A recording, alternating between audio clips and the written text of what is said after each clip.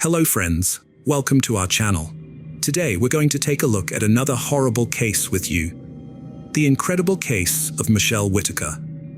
Michele Laurel Whitaker was born on August 16, 1969, as the fourth of 5 children to her parents. According to her mom, Laura Andrews, Michele was extremely close to her entire family. However, this changed when they moved from Illinois to Gastonia, North Carolina. And Michele's once happy demeanor began to fade. As she entered her teenage years, Michele and her mom began to clash frequently, primarily due to her mom's strictness. After graduating from high school, Michele got married, but the union lasted less than a year. Her inexperience and youth made it difficult for her to handle the problems her partner created. The abusive treatment by her husband marked the beginning of a prolonged and distressing period in Michele's life. Those close to her believe this tumultuous period led to her later struggles. At the time, she struggled to cope and made poor choices as a result.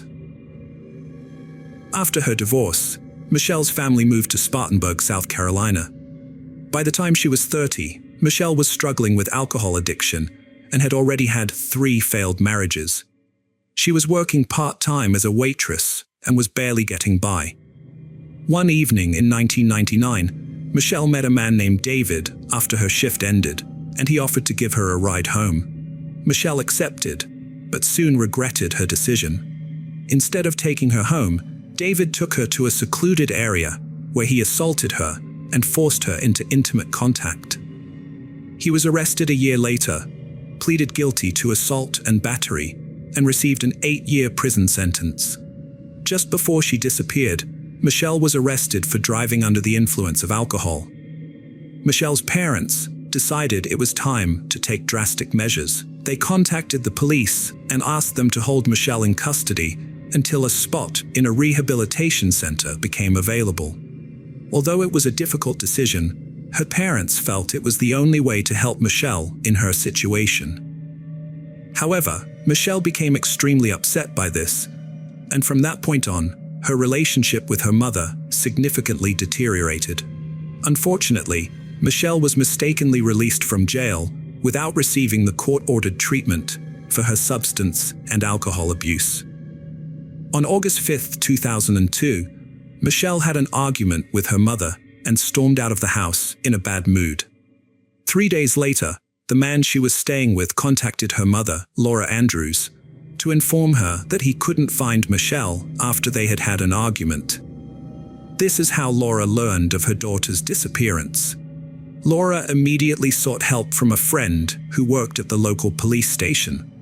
But the police, familiar with Michele's lifestyle, advised her to wait a little longer, assuring her that Michele would likely show up on her own. However, 2 weeks passed and Michele failed to return home.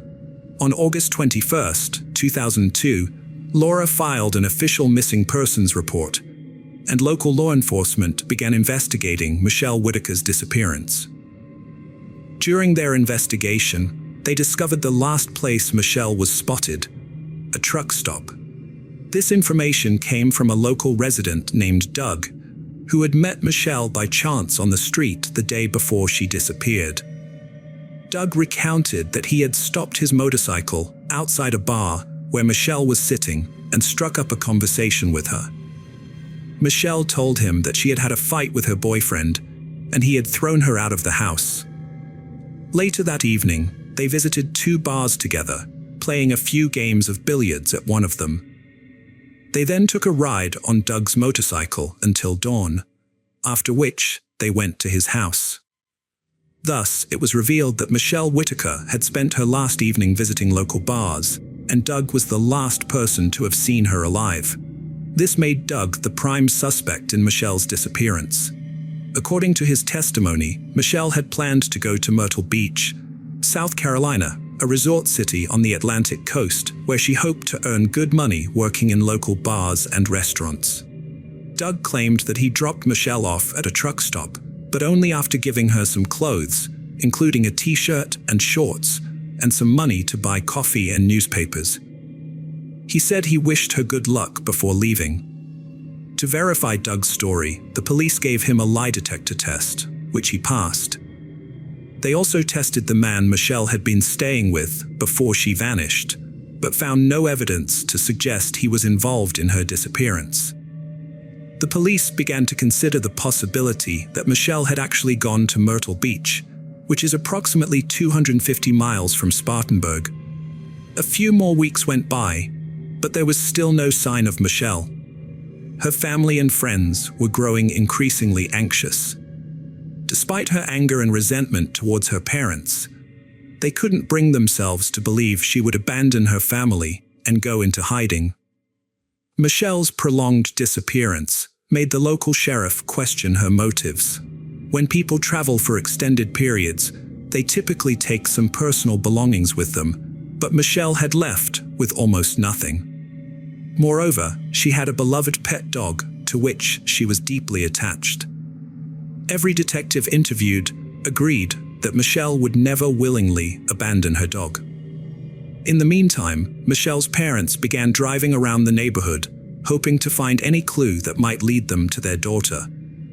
After receiving multiple tips that Michele had been spotted on a beach in North Carolina, they headed there immediately. They spent 3 days searching for her, posting flyers and talking to locals, but their efforts ultimately proved fruitless. After 6 months of unsuccessful searches, Laura Andrews started questioning whether her behavior towards her daughter had been right. She had witnessed her daughter's downward spiral and couldn't just stand by.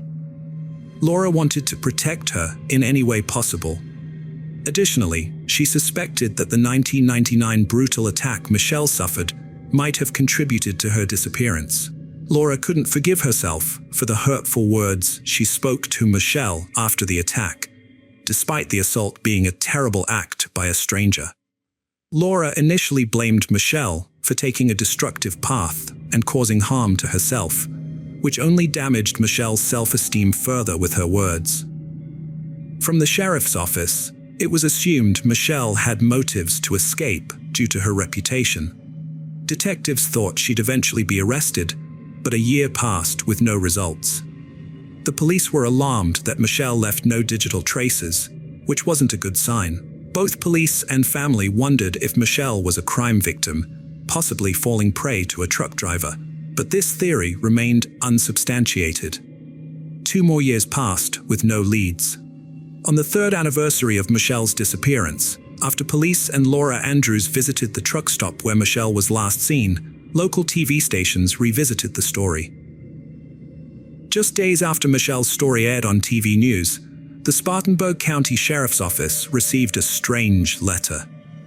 The anonymous letter, handwritten on a small sheet of paper, claimed to reveal the location of Michele Whitaker's body. A crude, homemade map accompanied the letter, pinpointing the exact spot.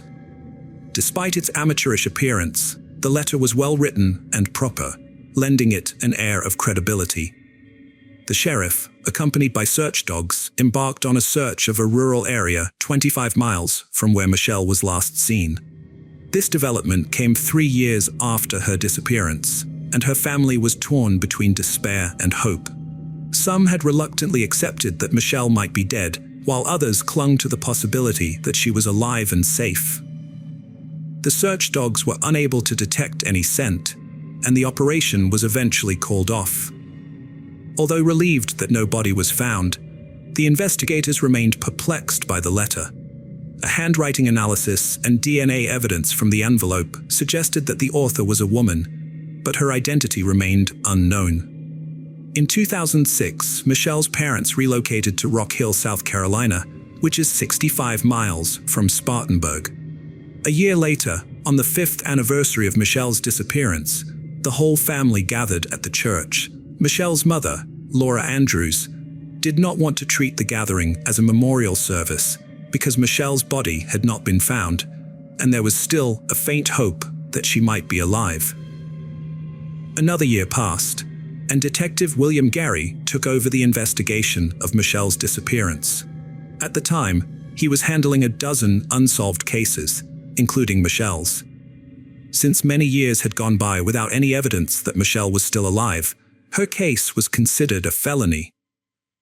The lack of evidence led the investigators to believe that something tragic had likely occurred. As the 6th anniversary of Michelle's disappearance approached, on August 4, 2008, Detective Gary received a call from a woman claiming to know Michelle's whereabouts. She said Michele was living in Oregon. The woman had seen Michelle's file on an episode of Forensic Files and a website created by Laura, which helped her recognize Michele as a woman who had been living with friends for 6 years, unaware that her family had been searching for her. After receiving the mysterious message, the investigators were understandably cautious. Detective William Gary, for evidence, requested that the woman send a photo of Michele. He then showed the picture to Detective Wood, who had previously worked on the case and immediately recognized her. Promptly, an Oregon State police officer was dispatched to the address in question to confirm Michelle's identity. In a remarkable coincidence, on August 5, 2008, exactly 6 years after Michelle's argument with her mother and her departure from home, Detective Laura Andrews received a call informing her that her daughter had been found alive. Laura struggled to process the news, and only after hanging up the phone did a flood of questions arise. Where is she? How is she? And what had she been doing all this time? Although the news was welcome, a family reunion was not possible at this point. The police were bound to respect Michelle's privacy and could not disclose her whereabouts to her parents. It was up to Michele to initiate contact with her family. The detectives tried to persuade Michele to talk to her relatives, if only to alleviate their concerns. The next evening, Michele phoned her mother. 2 weeks later, at Atlanta Airport, Michele and her family had a long overdue reunion. She confessed that she was exhausted from her former way of life. After her argument with her mom, Michele came to a realization. She believed her family would be better off without her around. Initially, when Doug dropped her off at the truck stop, Michele had planned to head to Myrtle Beach to find work. But instead, she hitchhiked and ended up in Las Vegas, then California, and eventually Oregon. Michele offered apologies to both her family and the police, who had invested considerable time and resources into searching for her over the past 6 years. She had been living under her real name, and it never occurred to her that anyone was still looking for her.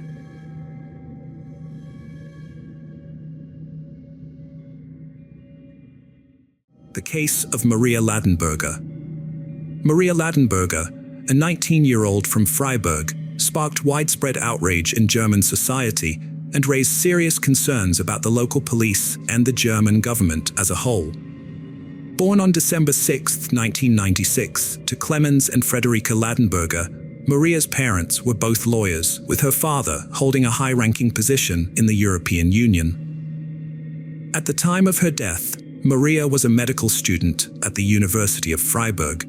In addition to her studies, she volunteered part-time at a local center that provided aid to immigrants. On the night of October 15, 2016, Maria attended a party hosted by the medical faculty, where she socialized with friends until around 2:30 a.m. Since she lived on campus, approximately 3 miles from the university, she decided to ride her bike back to her dorm. Tragically, at 2:37 a.m., Maria was last seen riding her bike towards campus. Several hours later, at 8:20 a.m., a jogger discovered her lifeless body in the River Dreisam, about a mile away from where she was last seen. Despite an immediate call to the police and ambulance, medical professionals were unable to revive her. The incident raised numerous questions about the efficiency of the local authorities and the government's response to similar cases. During the forensic examination, investigators determined that Maria's death was caused by drowning. Additionally, they found evidence that someone had attempted to strangle her with a scarf, which was discovered at the scene. The scarf contained a sample of male DNA, believed to belong to the perpetrator. Near the crime scene, police found several black hairs, 7 inches long, with bleached ends in the bushes. The hairs had roots, allowing authorities to obtain another sample of male DNA. This sample matched the one found on the scarf used to strangle Maria. Despite this evidence, the police were unable to identify the owner of the DNA samples, as no matching information existed in their databases. On November 8th, the authorities offered a €6,000 reward for information that could help solve the case. Thanks to several individuals, the reward amount was soon increased to €35,000. The police conducted an extensive investigation into Maria's death, questioning over 1,000 people, including those who attended her last party. Additionally, more than 100 individuals voluntarily submitted DNA samples for comparison. However, none of the DNA samples from party attendees matched the DNA evidence found at the crime scene, leaving the police without a DNA match. The public was shocked and alarmed when the details of Maria's death were published in the press, and as a result, residents of Freiburg rushed to buy pepper sprays, fearing for their safety, since the perpetrator was still at large. There was also an increase in reports of women being harassed in the city, with 2 similar incidents occurring in the same area, one just days before Maria's death and another 2 weeks prior. As a consequence, self-defense classes became extremely popular in Freiburg, with many people enrolling in local sports centers to learn how to protect themselves. Meanwhile, to boost security, 25 extra police officers have been deployed to patrol the city streets. Due to the high crime rate, many people are too intimidated to venture out alone at night. The police pursued all potential clues, but the breakthrough in identifying the perpetrator came from the hair and scarf found at the crime scene. With the description of the sought-after individual being a male with long black hair featuring bleached ends, the authorities began scrutinizing footage from numerous city cameras. Upon reviewing the CCTV recordings from the city tram, they spotted a man with a similar hair color and length. The individual in question sported an undercut hairstyle, characterized by short hair on the sides and back, and longer hair on top. This particular footage was captured on the night of October 16th at 7 a.m., approximately 40 minutes prior to Maria's departure from the party. The suspect boarded a tram near the university and, after a 20-minute ride, disembarked at the final stop, which was less than a mile from the location where a jogger subsequently discovered Maria's body. Notably, the suspect had harassed 2 girls on the tram, though they eventually managed to extricate themselves from his unwanted attention. On December 3, 2016, nearly 7 weeks after Maria's death, the police arrested 17-year-old Hussein Kavari as a suspect. Initially, authorities believed him to be an immigrant from Afghanistan. However, during the investigation, it emerged that he was not 17 and not from Afghanistan. Kavari had entered Germany in November 2015 without an ID card, claiming to be from Afghanistan and born in 1999. Kavari said he was 16 when he arrived, but he lacked documents to support or disprove this. Due to his claimed age, Germany granted him asylum as an underage unaccompanied refugee. He was placed with a foster family in a scenic town near the Black Forest, where he attended school, learned German, and received government benefits. It turned out that fabricating his age was a common tactic, which provided advantages not only when applying for asylum, but also in case of committing crimes, as juvenile offenders face less severe punishment. The suspect's age will be revisited later, as it's just one aspect of his troubled biography. After the police arrested Hussein Kavari as the prime suspect in the Maria Ladenburger case, his image was published in the media. Although German media outlets blurred his face, TV channels and newspapers in other European countries did not, publishing unobstructed pictures of him. A Greek lawyer, Maria Eleni Nenkop, recognized Kavari after seeing his photos in the media. She had previously defended him in court in the spring of 2013, when he was charged and found guilty of a life-threatening attack on a young student on the Greek island of Corfu. Kavari claimed his father had died many years ago in Afghanistan, but the police discovered his father was actually alive and living in Iran. The court was able to determine Kavari's age more accurately after the prosecutor contacted his father by phone. According to his father, Khavari was born in Iran on January 29, 1984, which made him 32 years old at the time of Maria's death. As a result, he was tried as an adult. During the trial, Khavari stated that a few hours before the attack, he and his friends had consumed a large amount of alcohol and taken prohibited substances. After partying, he took a tram to the area where he later attacked Maria. In her free time, Maria worked part-time at the Immigrant Assistance Center in Freiburg, where she tried to help people in difficult life situations. Ironically, she was killed by one of the people she was trying to help. The crime sparked widespread public outrage and disgust, prompting social media users to post sarcastic thank you messages to Chancellor Angela Merkel, criticizing her liberal policy that allowed over 1 million refugees and immigrants into the country. During the trial, prosecutor Ertberer emphasized to the 2 jurors and 3 judges that the focus was on the criminal offender, not Germany's refugee policy. Khavari broke down in court as he read a heartfelt apology to the victim's family. He claimed to be haunted by nightmares of Maria's death every day. "I offer my sincerest apologies to Maria's family," he said. "I wish I could turn back time and undo the harm I've caused. I'm deeply remorseful for my actions, and the guilt is consuming me from the inside out. The agony of what I've done is destroying my life, piece by piece." Hussein Khavari shared his harrowing journey from Iran to Germany, highlighting struggles in Greece and Slovenia.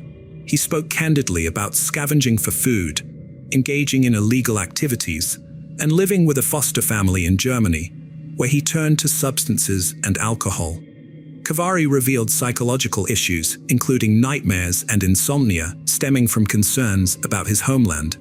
Khavari recalled killing Maria Ladenberger after a night of heavy drinking and drug use. He harassed girls on a tram, then stole a bike but fell off due to intoxication. That's when he saw Maria, pushed her off the bike, and strangled her with a scarf until she lost consciousness. He was attracted to her beauty and took advantage of her state. He carried her into the water, where she drowned. Khavari claimed he was too intoxicated to control his actions, but prosecutors argued his actions were deliberate and premeditated. A psychiatric expert told the court that, in their professional opinion, Khavari's display of remorse was not genuine. They testified that Khavari had consistently shown a strong tendency towards violence and warned that there was a high risk of him committing another offense. The expert also stated that Khavari had a fascination with aggressive sexual practices and held hostile views towards women. Furthermore, they noted that Khavari lacked remorse and compassion for the harm and suffering he had caused to others. Maria's parents hired a lawyer to represent them at the trial, opting out of attending due to concerns about emotional statements from victims' families influencing the outcome. They also wanted to avoid media hype and politics. They considered meeting the perpetrator, but decided against it, believing Maria wouldn't want them to, and that it wouldn't achieve anything positive. On September 22, 2018, Judge Catherine Shank found Hussein Khavari guilty. Before sentencing, Khavari was handcuffed and wore a black hooded jumper, showing a lack of empathy that drew applause. He received a life imprisonment sentence, but under German law, he's eligible for early release after 15 years if deemed no longer a threat. However, Judge Shank emphasized the severity of his guilt, making early release unlikely.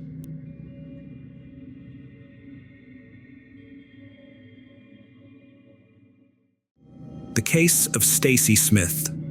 Born on September 21, 1977, Stacy Ann Smith was known to her family and friends as a beautiful and outgoing person. During her school days, she was a popular cheerleader who attracted a lot of male attention. After graduating, she met Stephen, the love of her life, and they decided to spend the rest of their lives together. In June 2002, they welcomed a daughter named Mackenzie, and soon after, they got married, believing their happiness would last forever. 4 years later, Stacy and Stephen had a son named Landon. However, their relationship began to deteriorate, and they eventually broke up in 2009. At the time, Landon was 3 years old, and Mackenzie was 7. The family lived in St. Albans, West Virginia.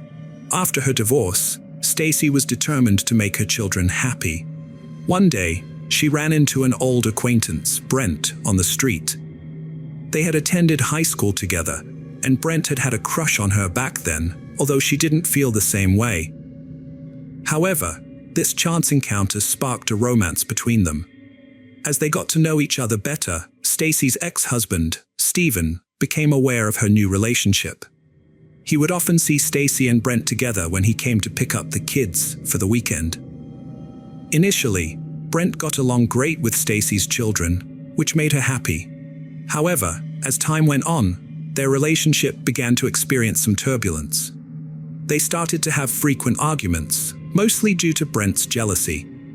He tried to exert control over certain aspects of her life, such as wanting to know who she was talking to on the phone. Despite their breakups, they would eventually reunite after calming down. On Christmas Eve in 2009, Stacy moved into a new home with her kids.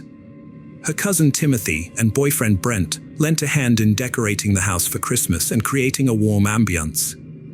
A few days later, on December 28, 2009, Stacy's father John Paul attempted to reach his daughter by phone but received no response.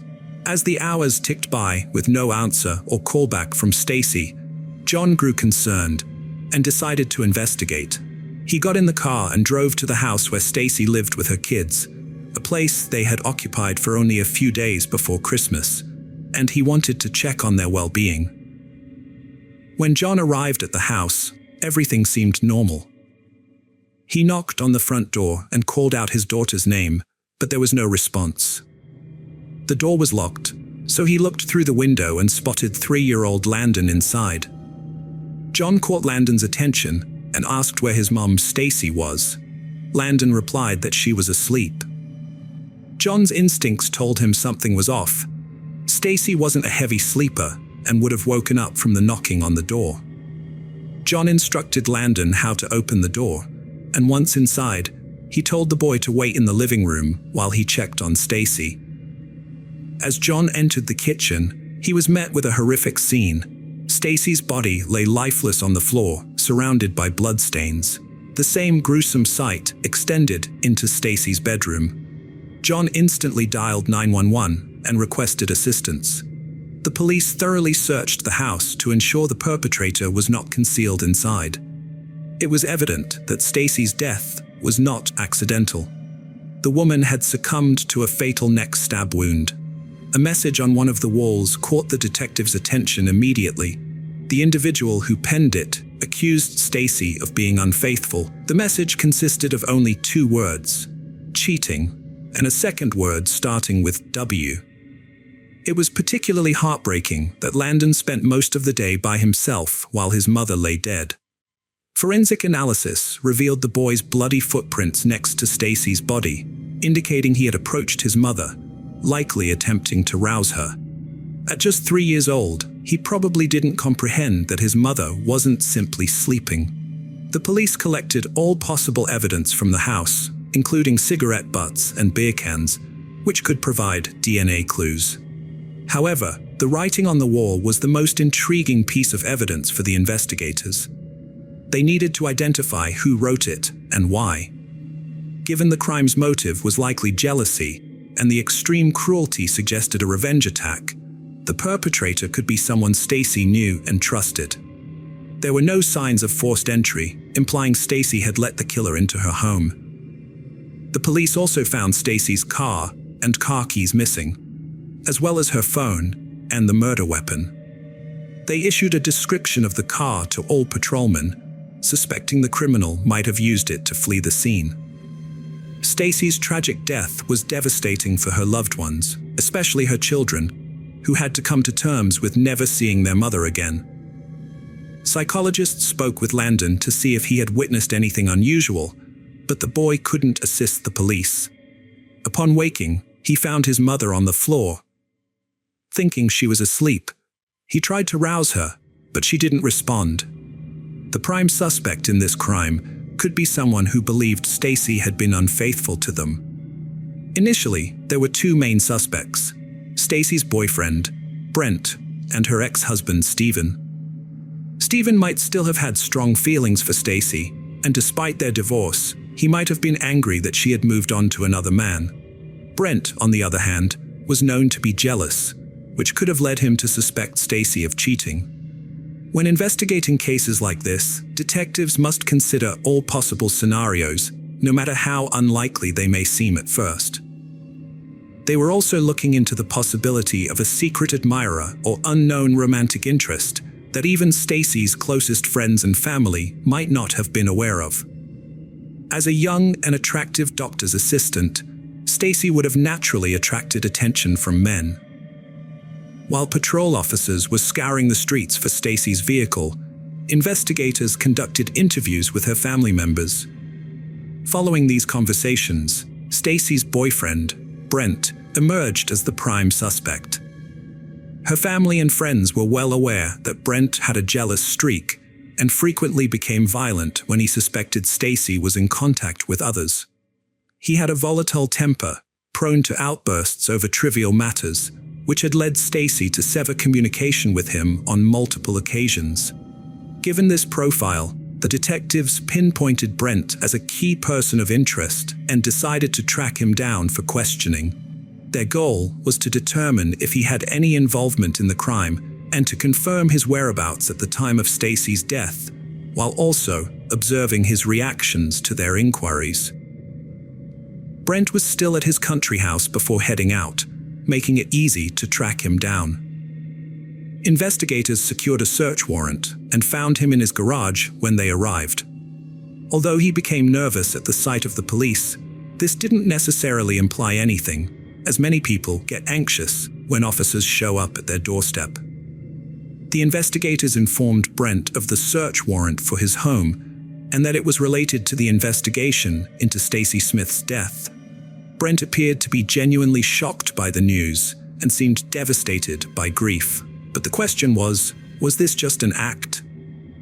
The investigators aimed to find out when they took him to the police station for further questioning. Brent's behavior during the interrogation only heightened the police's suspicions about him. He admitted that his relationship with Stacy was unstable and marked by frequent arguments. According to Brent, their last altercation occurred on the day before her death. He told investigators that Stacy had cheated on him with one of his friends, which had severely damaged their relationship. Although some time had passed since then, the betrayal still lingered. Brent claimed that on December 27th, he had gone home after they quarreled, but returned to Stacy's house a couple of hours later. They had a calm conversation, and intimacy ensued. He left around 2 a.m. when Stacy's son Landon and her cousin Timothy were asleep in the house. Brent maintained that there were no issues between him and Stacy when he departed, and he was unaware of her death until the police informed him. However, no one could corroborate his alibi, which led investigators to question his story. As a result, they asked Brent to take a polygraph test to gauge his responses. After initial hesitation, Brent agreed to the test, hoping to clear his name. He passed the test without any issues. Initially, the police considered removing him from the list of suspects, but during the polygraph test, they noticed a small red spot on Brent's shirt that resembled dried blood. When questioned, Brent attributed the spot to a minor injury he had sustained the day before, claiming it was his own blood. However, only an expert examination could confirm or refute this statement. To verify Brent's testimony, the detectives decided to interview Stacy's cousin, Timothy, assuming Brent was telling the truth.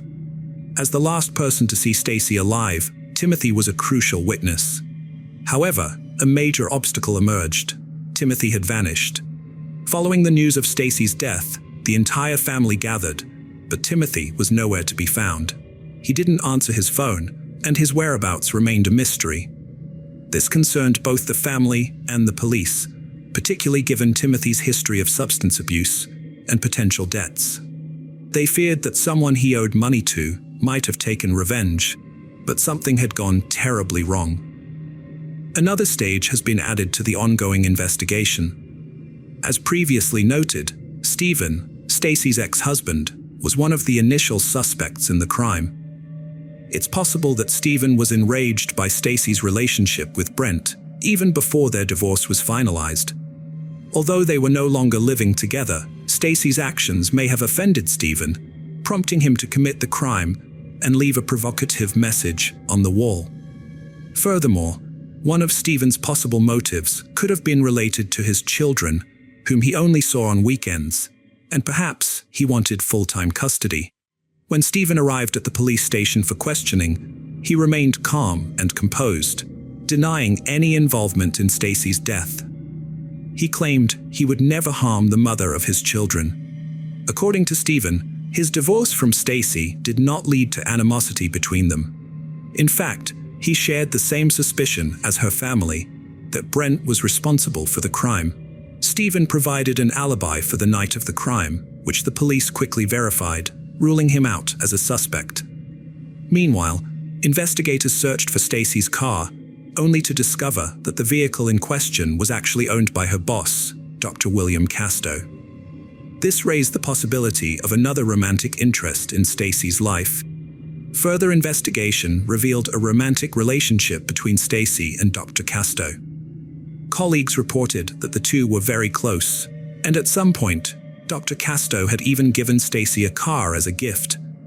This new information added Dr. Casto to the list of potential suspects, with the police considering the possibility that he might have discovered Stacy's relationship with Brent and taken drastic action. With all this in mind, the detective began searching for Dr. Casto, who didn't try to hide and went about his daily routine. After learning about Stacy's death and that the investigators wanted to speak with him, William Casto voluntarily went to the police station. During the interrogation, he admitted to having an intimate relationship with Stacy and giving her the car. According to him, they had been in a consensual relationship for several years before her death, and he would often help her with her problems. Casto denied any involvement in the crime, stating he had no motive to harm Stacy. He was forthcoming with the investigators, providing them with his alibi for the night of the crime. This solid alibi allowed him to be ruled out as a suspect. Now that Casto was no longer a suspect, the police still needed to identify who had written the offensive message in Stacy's house and who she had offended so deeply. Was there another man in her life? The police had to find answers to these questions. Meanwhile, the police used GPS tracking technology to locate Stacy's car, which they found in a deserted parking lot, about 5 miles from her house. Investigators believed the vehicle held the key to solving the case. Patrol cars were dispatched to the location, and the car was towed to the police parking lot for forensic examination. Although Stacy's credit cards and personal belongings were found inside, there was no knife linked to the crime or any other evidence. A surprising development emerged in the investigation when the police looked into Timothy's background, Stacy's missing cousin. It turned out that he had a criminal history, including a previous conviction for a sexual offense and theft. According to the charges, Timothy had molested a girl, but he claimed she had lied about her age, and he thought she was above the legal age limit. Timothy served time in prison for this offense and was required to register as a sex offender, but he failed to do so. Timothy Ray Sutherland contacted the police 2 days after Stacy's death, claiming to be staying at a local motel and denying any involvement in her murder. However, he was wanted for arrest due to his failure to register as a sex offender. When the police arrived at the motel, Timothy had escaped, but his girlfriend told them he was hiding in an abandoned trailer on the other side of town. He was arrested on December 30th, 2009, and taken to the police station for questioning. During the interrogation, investigators asked Timothy to corroborate Brent's alibi, which was that he had stayed at Stacy's house with her and her son. Timothy confessed to being at his cousin's house that night, where Brent and Stacy had gotten into a fight. Timothy's cousin accused Brent of killing Stacy, stating that Brent was not a good person and did not care about or respect Stacy. When questioned about why he had left the crime scene, Timothy explained that he was afraid of being arrested due to his unregistered sex offender status. In essence, Timothy accused Brent of Stacy's murder. However, after receiving the lab report, these allegations became less credible. The dried blood on Brent's shirt was found to be his own, not Stacy's. As a result, the police could not find any evidence linking Brent to the crime. Consequently, the circle of suspects narrowed to focus on Timothy and Landon, who were the only ones remaining in the house when Brent left. Clearly, 3-year-old Landon could not have committed this crime and written the offensive message on the wall, which meant Timothy was hiding something. The investigators noticed dried blood stains on Timothy's jeans and sent all his clothes to the lab for analysis. Despite this, he continued to insist that Brent was responsible for Stacy's death. The investigators persisted in questioning him, and eventually, he told the truth. Timothy Sutherland let Brent yell at his cousin, Stacy Smith, and she always forgave him. One night, they had a fight in front of Timothy, and Brent stormed off. But a few hours later, Brent came back, and Stacy forgave him yet again. Timothy was angry about this and led Brent into Stacy's bedroom, where it was clear they were making up. After Brent left, Timothy went to Stacy's bedroom to talk to her. The court documents describe what happened next, without going into unnecessary detail. In 2009, Timothy Sutherland was staying with his cousin, Stacy Smith, in St. Albans, West Virginia. On December 28, 2009, Timothy got into an argument with Stacy in her bedroom. When Stacy called him a junkie, Timothy became enraged at being accused of being a drug addict. He left the bedroom, went to the kitchen to smoke a cigarette, and then returned with a butcher knife. He stabbed Stacy in the neck as she lay on the bed, then fled the scene. Mr. Sutherland took possession of Miss Smith's personal belongings, including her cell phone, credit card, money, and car keys. Additionally, he vandalized a living room wall in the house by writing the word cheating on it. According to Timothy, after he injured Stacy, she was able to get out of bed and take a few more steps. At the time, her son was asleep in another room, and her daughter was staying overnight with friends. As Timothy recounted these events to the detectives, he became emotional and appeared genuinely remorseful. He also revealed the location of the murder weapon, stating that he had thrown the knife he used to kill Stacy out of the car window near her house. The police later found the knife at the exact location Timothy specified. Furthermore, laboratory analysis revealed that Timothy's jeans were stained with Stacy's blood. When questioned about the wall writings, he claimed he wanted to frame Stacy's boyfriend, Brent, as the prime suspect in her murder. Given their frequent arguments, he hoped people would assume Brent had killed her out of jealousy. However, Brent suspected there was more to it. He believed Timothy harbored romantic feelings for his cousin and was envious of her.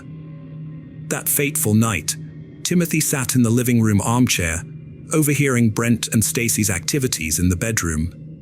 Maybe his jealousy boiled over, causing him to lose control and commit an irreparable act. The police explored the possibility that Timothy might have attempted to coerce Stacy into a romantic encounter after Brent left, but they found no concrete evidence to support this theory.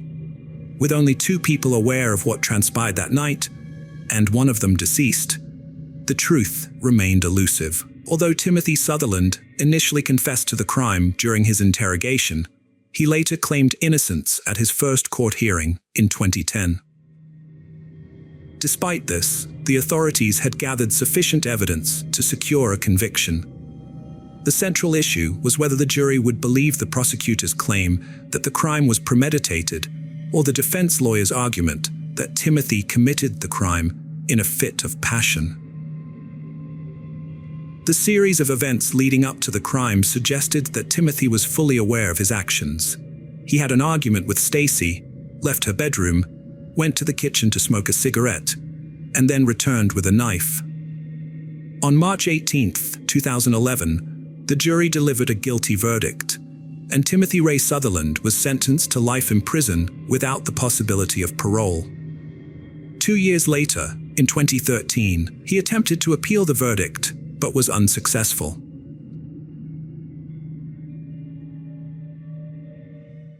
The case of Savannah Gold. In 2017, Sherry's world was turned upside down in Florida when her daughter Savannah failed to show up for work at the restaurant where she was employed. Sherry was unaware that this ordinary day would be the last time she'd see Savannah. An hour later, the restaurant called Sherry to inform her that Savannah hadn't arrived for her shift, which was unusual since she had never missed work before. However, the events that unfolded after that call were even more bizarre. When Savannah's father received a message on her behalf, riddled with spelling mistakes and lacking punctuation, he instantly knew it wasn't his 21-year-old daughter who had written it.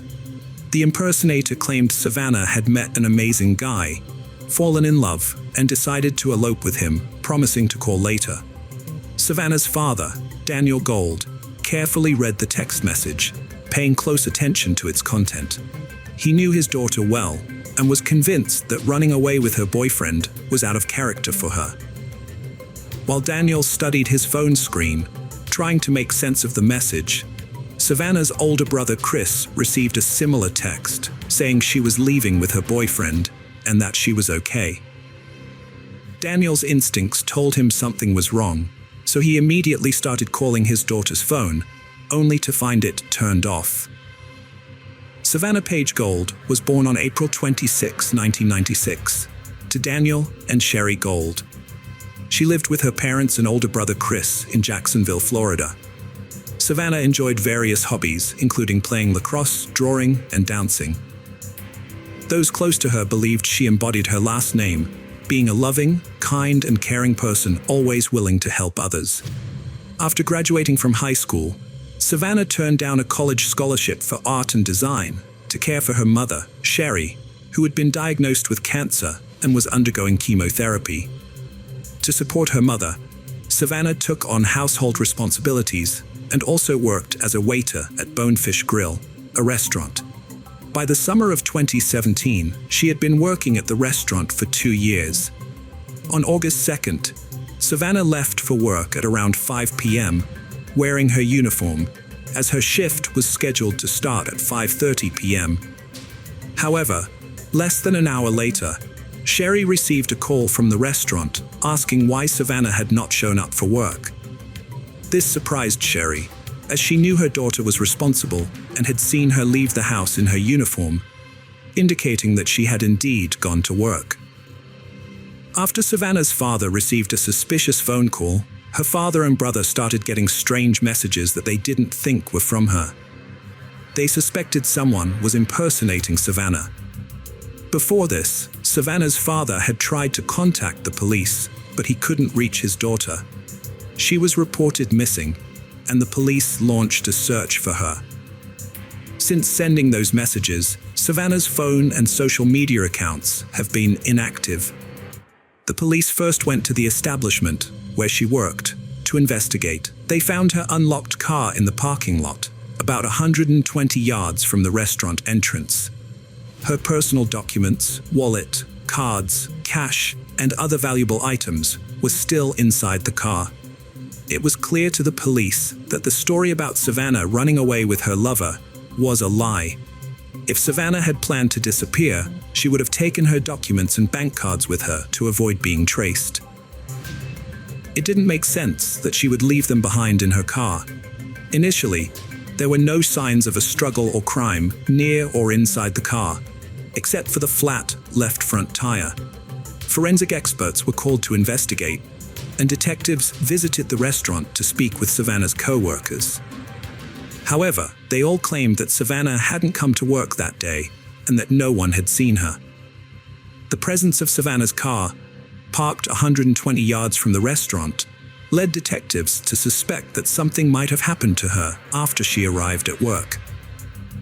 They began canvassing local establishments, particularly those with surveillance cameras, to review the footage and identify the moment Savannah parked her car. Although the image quality was poor, the police were able to see from the footage that Savannah parked her car, got out, and walked to a nearby silver Chevrolet Malibu sedan. For 14 minutes, she stood next to the driver's door, talking to the person behind the wheel. She then opened the back door and got in, and the driver followed suit.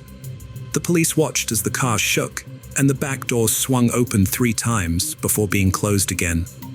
Officers suspected that a fight had broken out inside the car between Savannah and the Chevrolet's owner. Shortly after, the man exited the car, approached Savannah's vehicle, opened the driver's door, and removed something from inside. He then punctured the front left tire, got back into his vehicle, and drove away without Savannah ever getting out. The owner of the Chevrolet Malibu was quickly identified as Lee Rodarte, a 28-year-old manager and chef at the restaurant where Savannah worked. He had helped distribute flyers with Savannah's picture during the police investigation and claimed not to have seen her for about 3 weeks, citing their different work shifts. However, when detectives re-interviewed restaurant employees, they discovered that Lee and Savannah's relationship went beyond a professional one. Several people came forward to reveal that the two had met secretly after hours and were romantically involved, a fact that Lee had failed to disclose to the police. On August 5th, during his work shift, Rodarte was arrested and taken to the police station for questioning. When he arrived, he immediately warned the detectives that he struggled with reading and writing. In response, they thoroughly explained his rights, including his right to an attorney and the fact that anything he said could be used against him in court. Rodarte then admitted that he had previously lied to the police when they interviewed the restaurant staff, saying he hadn't seen Savannah in a long time. In reality, he had seen her on the day she went missing, but he was afraid that if he told the truth, he would become a suspect in her disappearance, which is why he had lied. Lee said he had met Savannah about 2 years ago when she started working at the restaurant. However, their socializing outside of work began around 8 months ago. At that time, he was already in a relationship with someone named Chelsea. When Chelsea discovered he had been unfaithful to her, she ended their relationship. Rodarte claims he dated Savannah for 3 months before she started using illegal drugs, which led him to end their relationship and reunite with Chelsea. Following the breakup, Rodarte and Savannah allegedly agreed to maintain a professional relationship, limited to their work at the restaurant, as per company policy, prohibiting romantic relationships among employees. Rodarte also states that Savannah had disclosed their intimate relationship to other waiters, with the intention of getting him fired. Lee last saw Savannah on a Wednesday afternoon. He drove to the mall on August 2nd to talk to her and persuade her not to spread rumors about their relationship, as he feared losing his job at the restaurant where he had worked for 5 years. When he met her, Savannah had just taken a strong substance and was panicking, so she asked if she could sit in his car for a bit. Once inside, Lee demanded that she stop telling people they were still dating. Savannah asked him to join her in the back seat so they could talk. After moving to the back seat, Lee again asked Savannah to stop spreading rumors, but she refused, saying she would do as she pleased. This response infuriated Lee, who then got out, slashed a tire on Savannah's car, and returned. When Savannah asked why he had done it, Lee admitted he was upset and angry. Next, as Rodarte claimed, Savannah exited his vehicle and headed towards the mall entrance, but didn't reach it. Instead, she got into an old green Ford pickup truck with tinted windows. At this point, she was holding her phone. However, detectives were aware that Savannah never left Rodarte's car and that he was lying. Unbeknownst to Rodarte, the police had surveillance footage that disproved his claim, showing no Ford pickup truck and Savannah remaining in his car. When asked about subsequent events, Lee stated that he drove home, even detailing the streets he took. Notably, the man had scratches on his arms and neck, which he attributed to a workplace injury when questioned about their origin. When detectives directly asked Rodarte about Savannah's whereabouts, he claimed to have no knowledge. The detectives adjusted their questioning strategy. At first, they listened attentively to his stories, showing interest, but soon they applied gentle pressure. They informed him straightforwardly that evidence contradicted his claim that Savannah had exited his car. After a brief time, Whitaker altered his statement, asserting that he and Savannah had gone to his residence, and then she departed. The detectives remained skeptical and urged him to reveal the entire truth, considering Savannah's family's well-being. Whitaker ultimately admitted to fatally snapping Savannah's neck during a backseat argument in his vehicle. Following their departure from the parking lot, he sent messages to Savannah's father and brother from her phone before discarding it out the window. Whitaker returned the body to his property, intending to dispose of it by fire, but he soon discovered it wasn't as simple as he thought. Instead, he dug a hole and buried the body, only to later exhume it, wrap it in a blanket, and drive approximately 8 miles from the restaurant to a nearby pond, where he discarded the body. Although the autopsy couldn't determine the exact cause of Savannah's death, the examination revealed that her neck wasn't broken, as Whitaker had claimed, and no illegal substances were found in her body. However, forensic experts discovered that the thyroid cartilage in Savannah's throat was fractured, suggesting strangulation, and roughly 75% of her body exhibited fire damage. Despite confessing to the crimes, Whitaker maintained his not guilty plea on charges of second-degree murder, tampering with evidence, and abuse of a dead body. The autopsy revealed that the condition of Savannah's body was too compromised to determine an exact cause of death.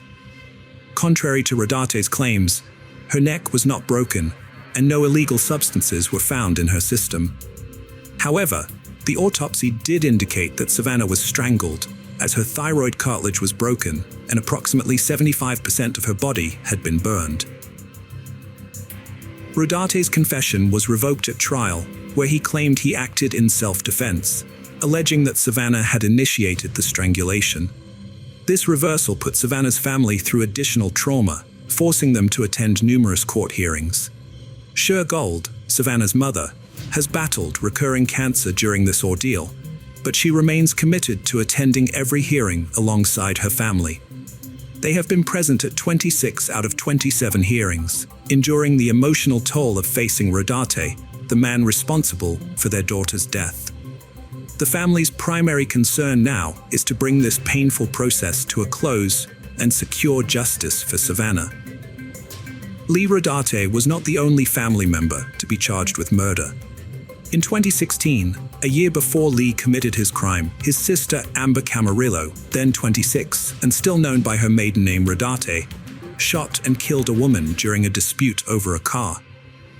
She received a 20-year prison sentence. Lee Whitaker was offered a plea deal, which required him to plead guilty to second-degree murder in exchange for a 40-year prison sentence. In return, the charges of tampering with physical evidence and abuse of the body would be dropped. After consulting with his attorneys, Whitaker accepted the deal and was sentenced to 40 years in prison on March 11, 2021. Following the verdict, Savannah's family expressed gratitude to everyone for their support. Daniel Gold stated that they loved Savannah and were overwhelmed to discover how many others also cared for her.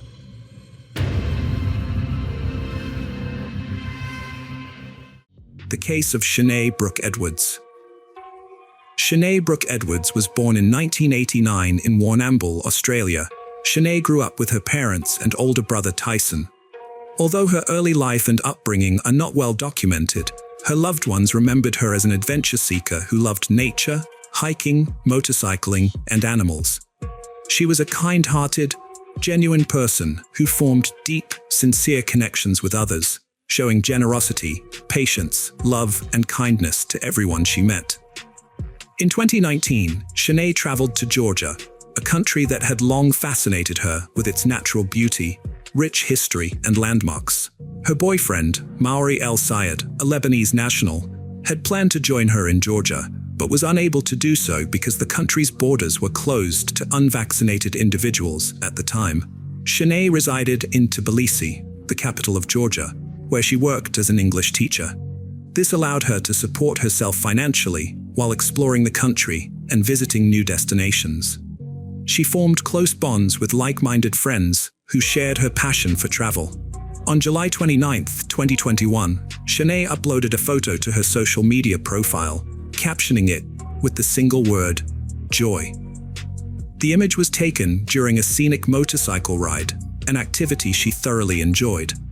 The following day, July 30, 2021, Shanae decided to hike up Myrtle, a popular tourist attraction situated in the heart of Tbilisi.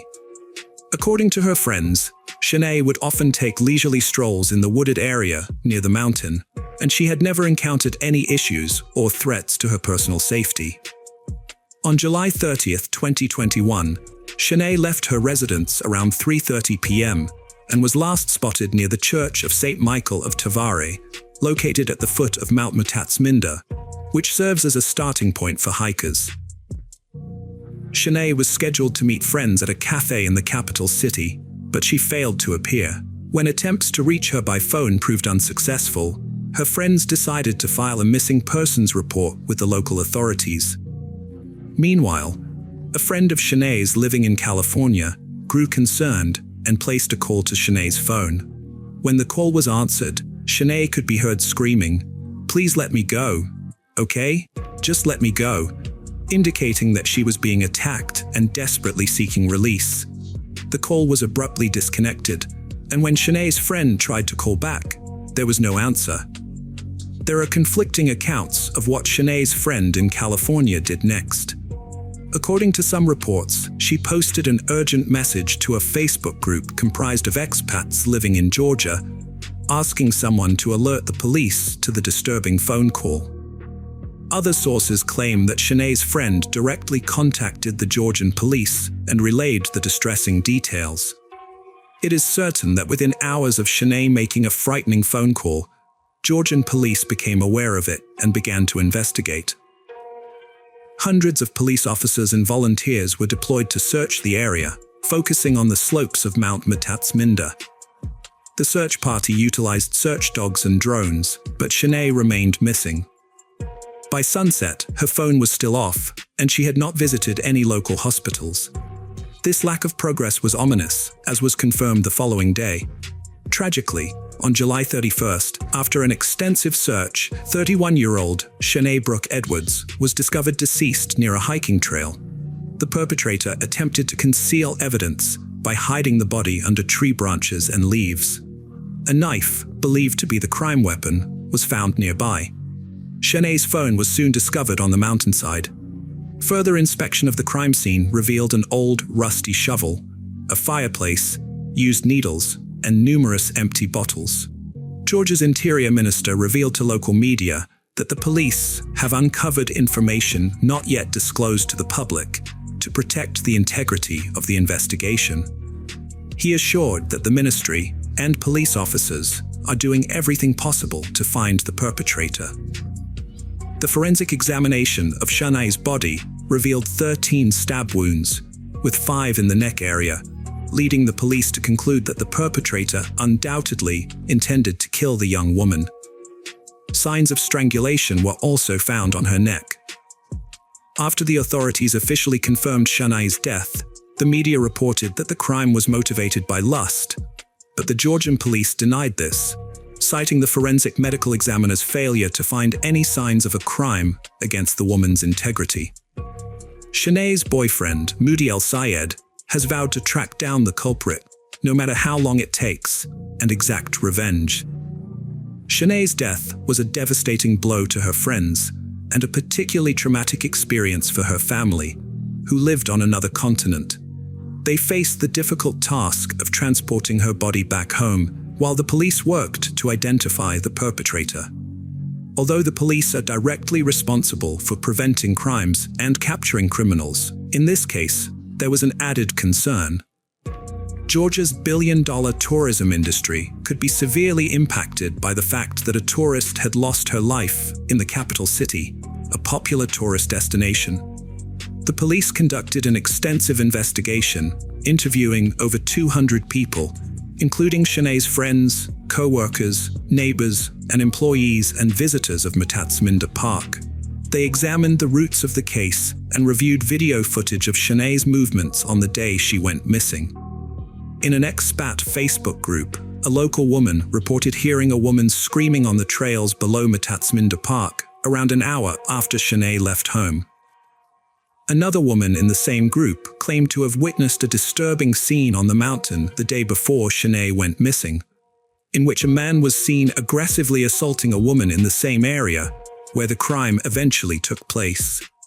At the same time, the laboratory analyzed the crime weapon and discovered a male DNA sample, but no matches were found in the Georgian police database. Consequently, the samples were sent to the databases of 194 Interpol member states for further checking. Witness interviews revealed that Shanae had no enemies, no history of conflict with anyone, and no association with individuals of questionable character, suggesting she may have been a random victim of a crime with an unclear motive. The police conducted a meticulous investigation, collecting genetic samples from several dozen individuals who could potentially have been involved in the crime, and subjected each to rigorous scrutiny. Following a thorough and multifaceted investigation, authorities were able to narrow down the list of suspects until they found a DNA match. 40 days after Shanae Brooke Edwards' death, the Georgia police released a statement announcing the arrest of a 33-year-old man, Rafael Marsokolov, a Georgian citizen born in 1988. The evidence gathered during the investigation, including testimony, surveillance footage, genetic tests, and other proof, led to his arrest on September 8th. Marsokolov's lawyer stated that his client denies all charges, including robbery and the murder of Shanae Brooke Edwards, and has pleaded not guilty. The lawyer claimed that Marsokolov was not involved in the case and has chosen to exercise his right to remain silent. After Marsokolov's identity was made public, his image was broadcast on television. A woman from the Georgian capital took to Facebook to share a post revealing that her friend had been attacked by two men on Mount Mathatsmunda a few months prior. And although the police were aware of the perpetrators' identities, the case was closed. She suggested that if the police had done their job properly, the Australian girl might still be alive. Additionally, Marsokolov's own Facebook page revealed that he was an activist for the ruling Georgian Dream Party. On September 10, 2021, the Tbilisi court denied Marsokolov's request to be released on bail while awaiting trial, instead keeping him in custody. The police had obtained strong physical evidence, as well as damning testimony from Marsokolov's brother and wife, who revealed that Marsokolov had confessed to the crime at home. He warned them that if they told anyone about his involvement in Shanae Brooke Edwards' attack, their young child would face the same fate. In October 2021, the Edwards family wrote a heartfelt letter describing Shanae's personality and expressing gratitude to everyone who had supported them. They specifically thanked the government of Georgia for its financial assistance in repatriating Shanae's body and the Georgian people for their ongoing love, attention, and support during this difficult and tragic period. In February 2022, the first hearing on the case took place under Georgian law. Marsokolov faced a possible sentence of 16 to 20 years in prison. At the trial, he chose not to remain silent and pleaded guilty to robbery. However, he denied intentionally taking Shanae's life. The prosecutor disagreed, pointing out that the 13 stab wounds, including 5 to the neck, indicated Marsokolov's intent to kill the victim. After his knife broke, he even strangled Shanae. The defense claimed that Marsokolov has mental health issues and was in an abnormal state when the crime occurred. However, a psychological examination found him to be sane, allowing the court to impose a meaningful punishment based on the severity of the crime. The prosecutor noted that Marsokolov's blood tested positive for powerful drugs at the time of his arrest, but this did not diminish his guilt. Marsokolov admitted his guilt and apologized to Shanae Brooke Edwards' family in his final statement. According to the alleged motive, Markelov had intended to steal Shanae's iPhone 12, but his plan was foiled when she threw the phone into a ravine. Only 2 people knew what happened that day, and sadly, one of them is no longer alive to tell the tale. The prosecution requested a postponement of the sentencing, as the victim's brother, Tyson Edwards, wanted to attend the hearing. In a statement, Shanae Brooke Edwards' family urged the Georgian justice system to impose a life imprisonment sentence on Rafael Markelov, citing the tragic and devastating loss of their loved one, who left behind many grieving friends and family members. On March 9, 2022, a trial was held, at which Rafael Markelov was found guilty. Representing the family, Shanae's brother Tyson again requested that the defendant be given a life sentence.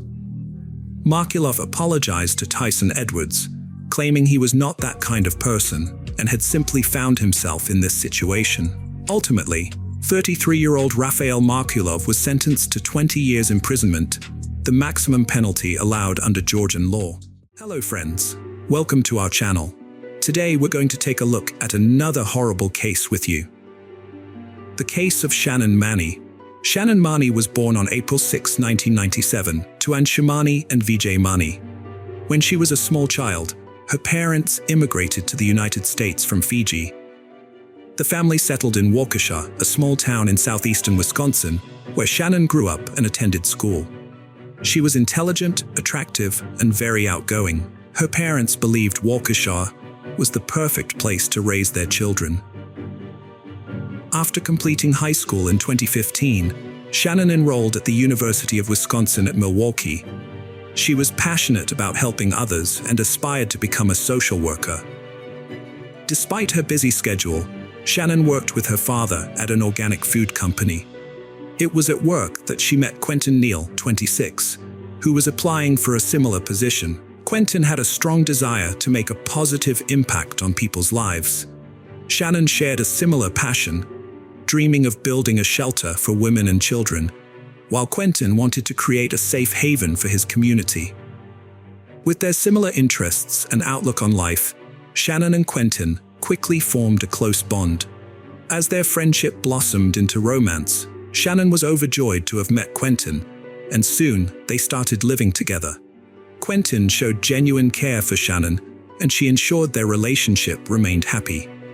They began making plans for their future together. However, their lives took a drastic turn when Shannon vanished without a trace. On April 13, 2018, Shannon failed to pick up her younger brother from school and didn't show up to work. Her phone was switched off, and she hadn't informed anyone about her absence from work. Concerned, her parents went to the police station, unable to locate their daughter. Initially, detectives suspected that Shannon, being young, might have run away or gone off with friends. But her parents disagreed, knowing their daughter well. She wasn't the type to simply switch off her phone and abandon her family, leaving them worried and searching for her.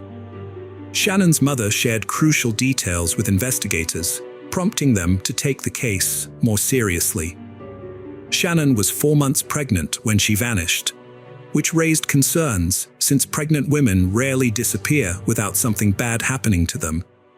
Furthermore, some of her belongings, including money and important documents, were still in her room, which was another alarming indication. Shannon's parents told investigators that the father of her child was 27-year-old Quentin Neal. However, when Quentin was contacted by phone, he claimed to have no knowledge of Shannon's whereabouts.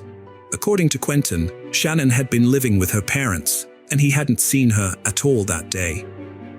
The investigators called Quentin again, asking him to come to the police station to answer some questions. Quentin appeared anxious, promising to arrive at the station immediately. When Shannon's parents were still present, Quentin told the investigators that the last time he had seen her was over 24 hours ago, when she left his house to pick up her little brother from school. They had only exchanged a few text messages since then and had not been in contact again. The investigators asked Quentin if he had any idea where Shannon might be, but he was unable to provide one. According to Quentin, Shannon's life revolved around school and work, and she had always been in touch with her loved ones until that day. However, Quentin recalled that there was another guy who had shown interest in Shannon. Despite knowing she was in a relationship and pregnant, this guy had relentlessly pursued Shannon's affection, even after she asked him to leave her alone. The investigators instantly considered this guy a person of possible concern, as jealousy often leads to reckless behavior. The next day, police began questioning Shannon's friends to gather new information. They distributed details of the search for the young pregnant woman to all police stations in Wisconsin the same day. The first disturbing discovery was made.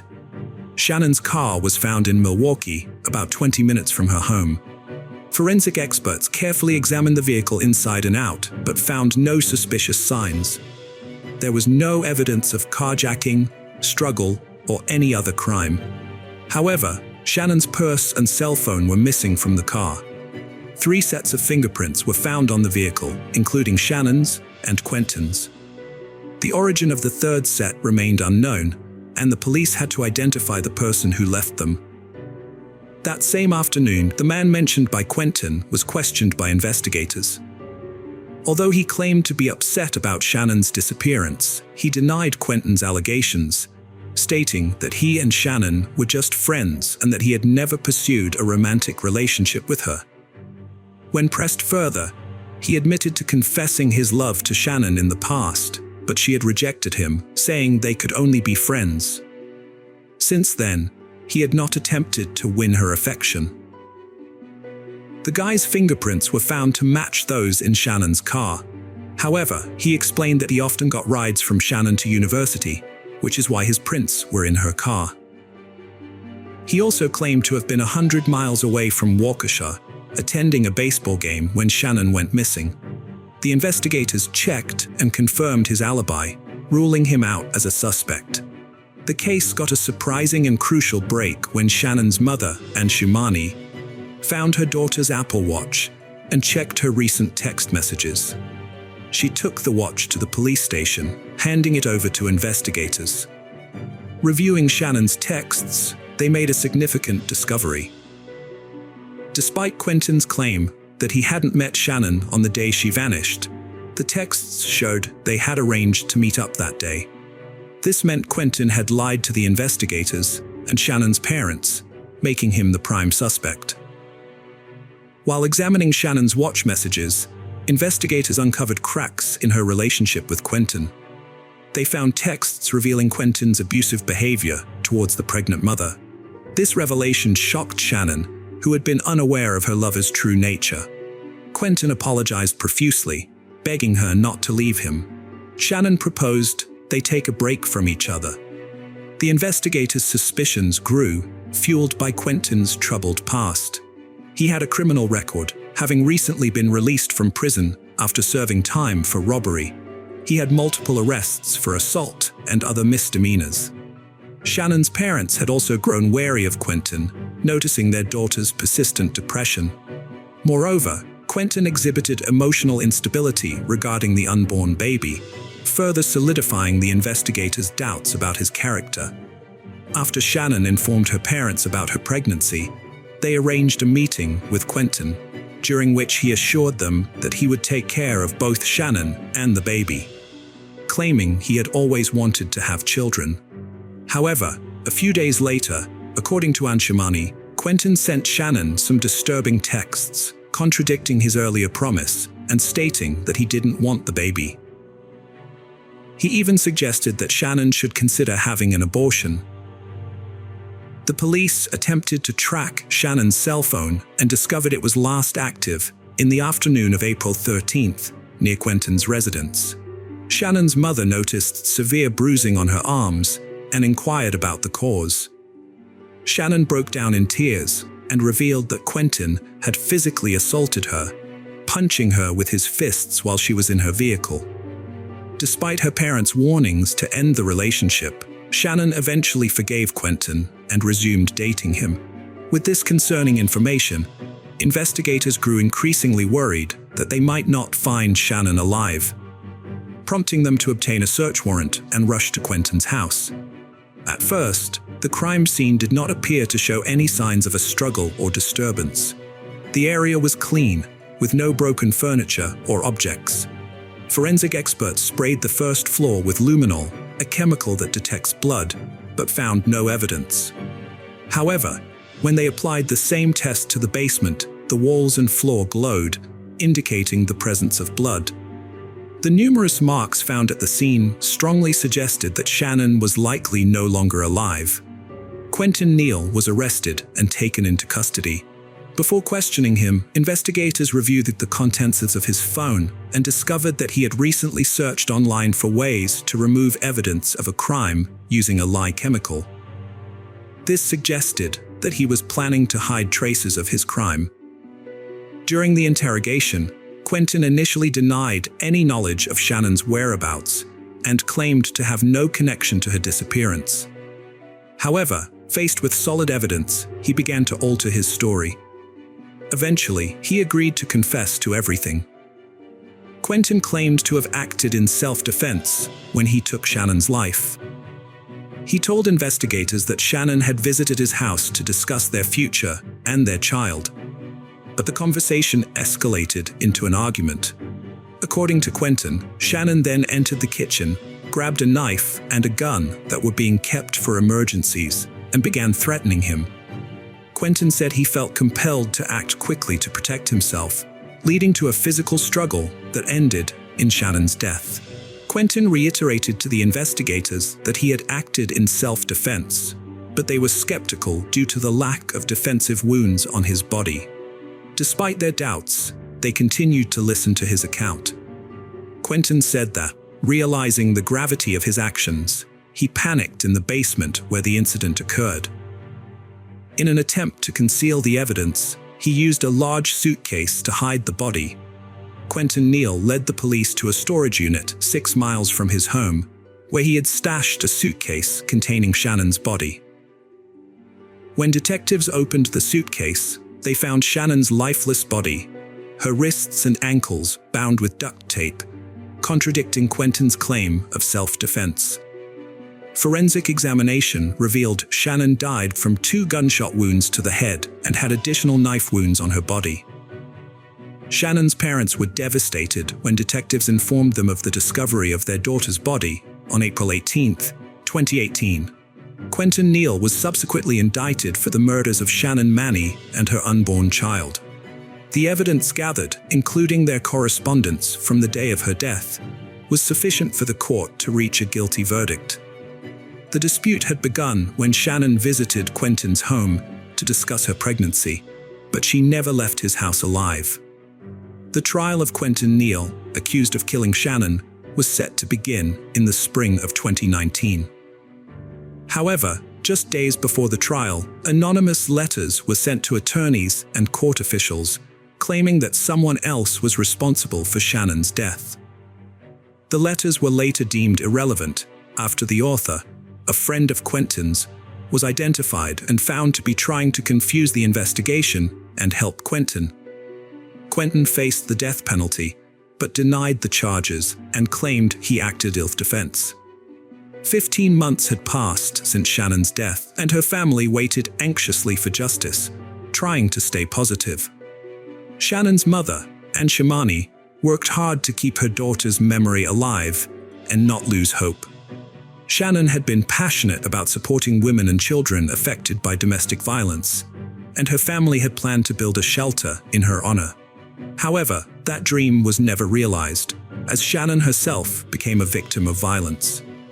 On July 15, 2019, Quentin Neal reached a plea deal with investigators, admitting guilt in the deaths of Shannon and her child. As part of the deal, prosecutors dropped the death penalty. 2 days later, on July 17, 2019, the Milwaukee County Circuit Court sentenced the 28-year-old to 2 concurrent life sentences without parole eligibility, ensuring he will spend the rest of his life in prison. At his sentencing, Neal remained silent, failing to explain his motive for the crime. Shannon's mother, Ann Shamani, expressed relief that justice had been served, noting that the only silver lining was that Neil would no longer harm anyone else.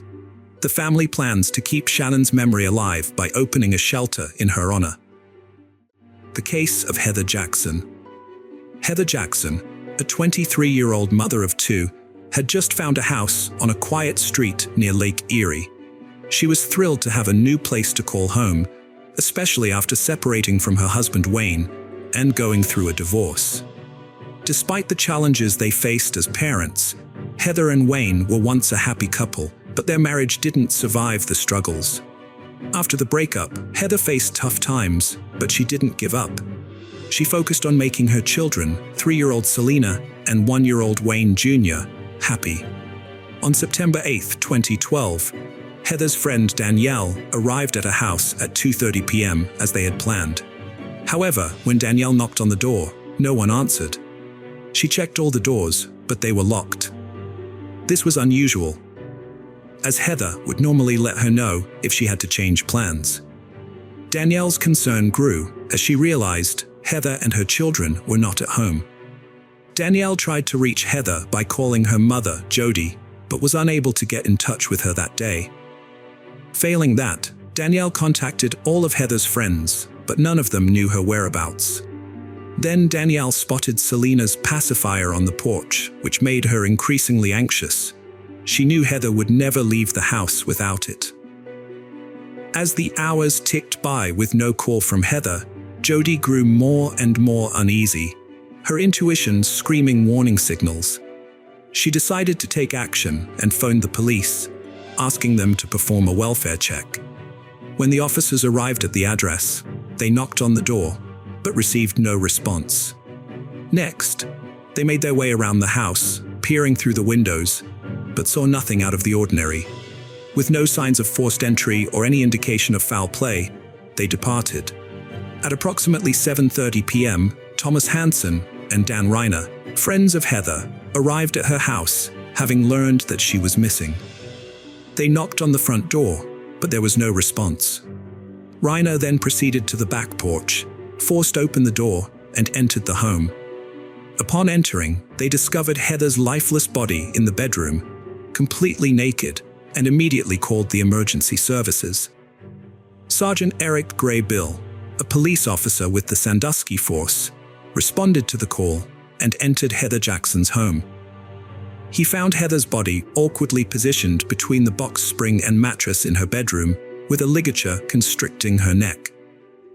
Notably, the TV in the house was still operational, but the children were absent. Their room was empty. While inspecting the house, the officers came across a door to a utility closet that they hadn't checked yet. Upon opening it, Sergeant Eric Gray Bill was met with a horrific sight.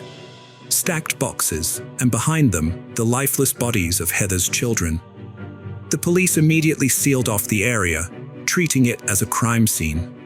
The local officers were left stunned, having never encountered anything so heinous in their careers. The brutal murder of innocent children left them struggling to comprehend how someone could commit such an atrocity. The forensic examination results only added to the devastation felt by Heather's family and friends. According to court documents, Dr. Diana Scala Barnett, the deputy coroner for Lucas County, performed autopsies on the 3 victims. She determined that Heather Jackson's cause of death was ligature strangulation and observed that Heather's rectum was found to be more open than usual after death. Dr. Scala Barnett attributed this to the likely introduction of an object into the rectum around the time of death, which kept it in that state. Dr. Scala Barnett also testified that Wayne Jackson and Selena Jackson died from ligature strangulation. She noted that Selena's underwear had been rolled up, suggesting that the body had been redressed. Furthermore, Selena's rectum showed a similar dilation to her mother's, again indicating that an object was present in her rectum at or around the time of death. Julie Cox, a forensic scientist at the Bureau of Criminal Investigation, reported that the anal swabs taken from Selena Jackson contained seminal fluid. Cox also observed a suspicious stain on Selena Jackson's underwear, which she excised and tested, finding it to contain a sperm cell.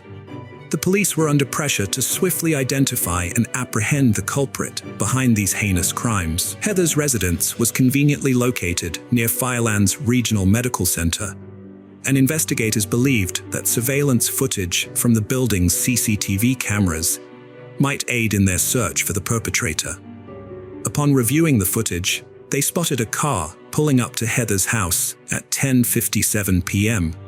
However, the camera's distance from the house and the darkness hindered visibility.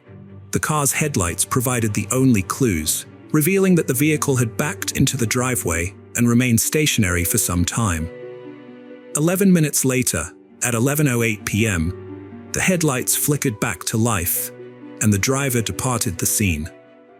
Thomas Hansen and Dan Reiner, the two men who found Heather's body, were taken to the police station for questioning. Dan, who had been friends with Heather, was the first to be interrogated. He explained that when he learned Heather was missing, he went to her house to check on her. Dan admitted that he had to push the door hard to gain entry, and as a result, the police asked him to provide DNA samples. He consented, and a swab was taken from his mouth. After that, he was released. Next, the investigators questioned Thomas Hansen. He revealed that he had spoken to Heather over the phone the previous night and was near her house around 11 p.m. According to Thomas, he drove up to Heather's house but didn't enter. They chatted briefly outside, and then he drove home. This information helped the investigators identify the car seen on the CCTV footage as belonging to Thomas. Thomas also claimed that he didn't enter Heather's house that night because she wasn't alone. There was a man, known to him as Josh, inside with her. Hansen's statement echoed Reiner's. He claimed that upon learning of Heather's disappearance, he rushed to her house to investigate. After providing a DNA sample, he was released by the police. The police shifted their focus to Josh, who was at Heather's house shortly before her death. They quickly determined his whereabouts and brought him in for questioning. Josh acknowledged having known Heather for several years.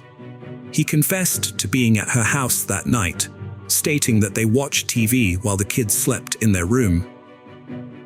He also mentioned visiting the store to buy breakfast for the children, returning to the house and staying for a while before a friend picked him up around 1 a.m. Notably, Josh admitted to having consensual, intimate contact with Heather. The investigators visited the store where Josh claimed to have purchased breakfast for the kids and reviewed the CCTV footage. The footage confirmed Josh's alibi, showing him entering the store at 11:20 p.m. However, this did not rule out the possibility that he was involved in the crime. As the last known person to have contact with Heather, Josh remained the prime suspect. Josh also provided a DNA sample, which was analyzed along with those of Thomas Hansen and Dan Reiner. The lab results cleared Hansen and Reiner, as their DNA did not match the DNA found on the victims' bodies. Josh's DNA, on the other hand, matched the DNA found on Heather's body, but not on her children's bodies. This indicated that there was another man present in the house that night. Josh had previously confessed to being in a romantic relationship with Heather, which accounted for his DNA being present on her body. However, the police were now tasked with identifying a different individual whose DNA matched the DNA found on the bodies of all three victims. The investigators quickly ruled out Heather's husband Wayne, who was in the process of divorcing her, as a suspect because he lived in a different state. The detectives then focused on Heather's cell phone records, hoping to find some answers. Upon receiving the report, they discovered that Heather had been very active on her phone, right up until the night of her death. Her last phone conversation took place at 3:12 a.m. and lasted 30 seconds. The police now needed to identify the owner of the phone number she had called. 36 hours after Heather's death, the police obtained additional CCTV footage. While analyzing it, the investigators noticed a white car pulling up to her house at around 3 a.m. This coincided with the time Heather stopped using her phone, which might not have been a coincidence. The officers also saw that the white car drove away about an hour later. around the time when Heather, Selena, and Wayne were likely already dead. Although the footage quality was poor and didn't allow the police to see the license plates, they were able to determine that the car was a Cadillac. Once the investigators received information from the phone company about the owner of the phone number Heather had called, they had a lead. The number belonged to 41-year-old Curtis Clinton. It was with him that Heather had her 30-second phone conversation at 3:12 a.m. Curtis Clinton's background check revealed alarming details. Police records showed that Clinton was released from prison in February after serving a 13-year sentence for 2 counts of felonious assault and involuntary manslaughter. He had pleaded guilty to the 1997 murder of 18-year-old Misty Keckler from Fostoria, who was found strangled, naked, and bound in a bathtub. The similarity to Heather's case, combined with the fact that Clinton was released from prison just 6 months prior to Heather and her children's death, raised concerns among investigators. It seemed possible that Clinton had reverted to his previous violent behavior. Furthermore, Clinton owned a white Cadillac, which made him the prime suspect. The police urgently needed to locate him to prevent any further harm. If Clinton was indeed responsible for the murders, he had to be stopped before he could harm anyone else. The police went to Clinton's last known address, but he was not there. A few hours later, a patrol officer found a white Cadillac on a nearby street, but Clinton himself was still missing. A search of the vehicle revealed a receipt from a gas station on the night of the crime. The investigators headed to the gas station to review the CCTV footage. On the recordings, they identified Clinton and his distinctive white Cadillac. Despite already knowing that Heather and her children were deceased, Clinton was seen purchasing water and beer, displaying a calm demeanor. Fearing Clinton might flee, the investigators nonetheless soon received a tip that a patient named Curtis Clinton had been admitted to a local hospital. They swiftly arrived at the hospital and apprehended the suspect they were pursuing. Clinton was arrested and taken into custody, but he vehemently denied any involvement in the tragic deaths of Heather Jackson and her children. During questioning, Clinton revealed that he had been in a romantic relationship with Heather for 5 months, providing her with both financial and emotional support to cope with her numerous personal issues. Clinton claimed to have limited knowledge of Heather's children and stated that he last saw Heather on Tuesday, September 6th. He alleged that on that day, he gave her $328 and they engaged in an intimate encounter. The investigator told Clinton that phone records revealed a 3:12 a.m. call with Heather on September 8th.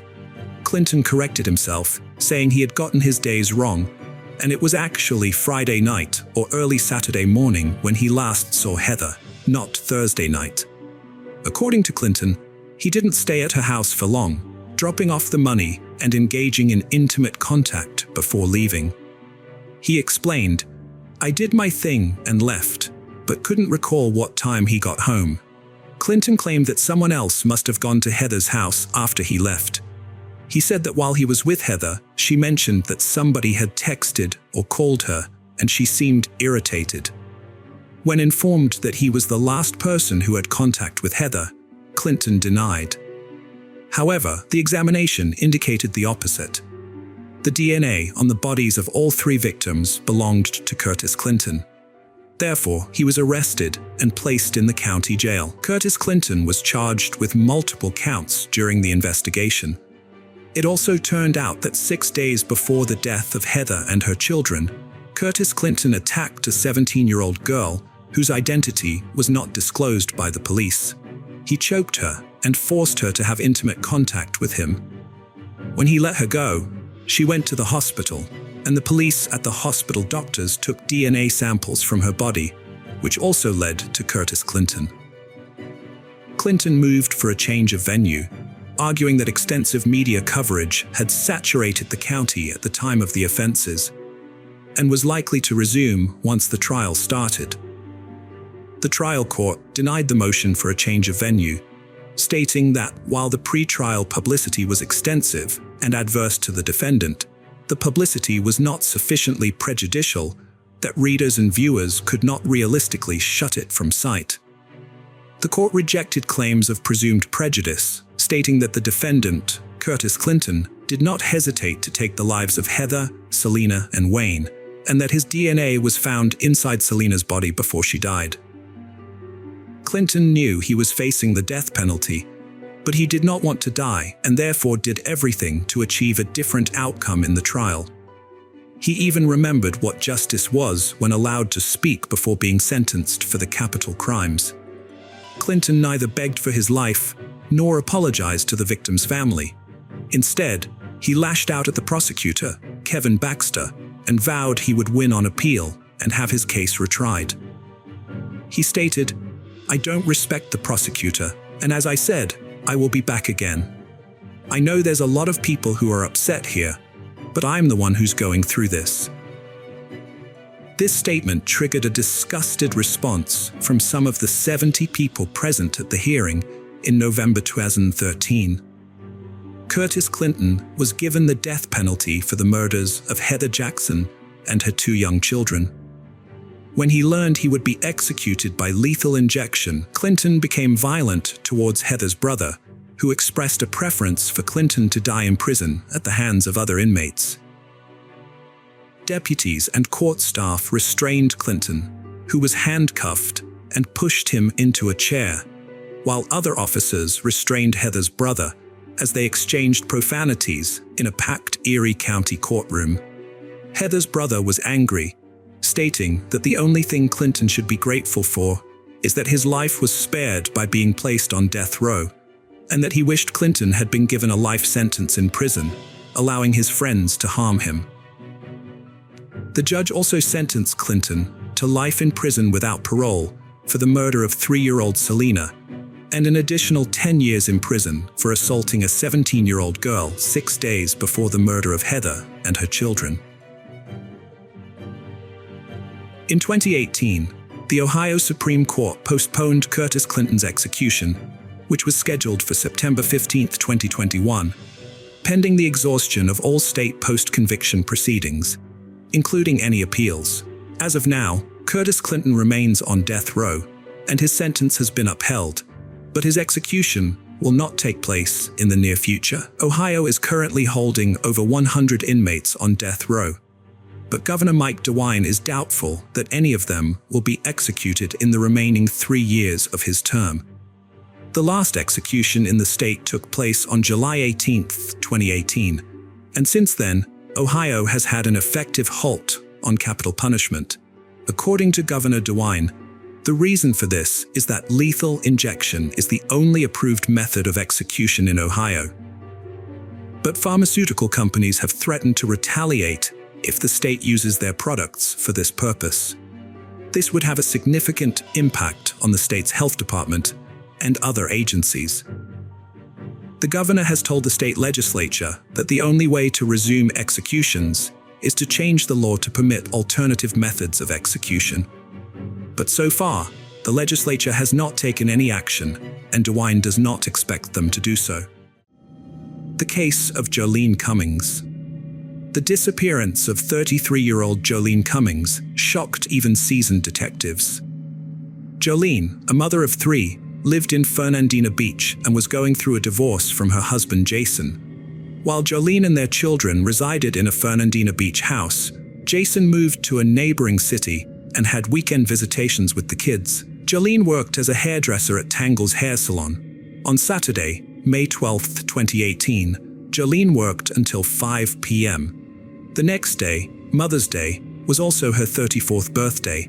Her children had spent the previous days with their father. As agreed, Jolene was to meet Jason on Sunday in Hilliard at the Winn-Dixie supermarket parking lot to pick up the children. Jason brought the kids, but Jolene failed to appear. All attempts to reach her by phone were unsuccessful.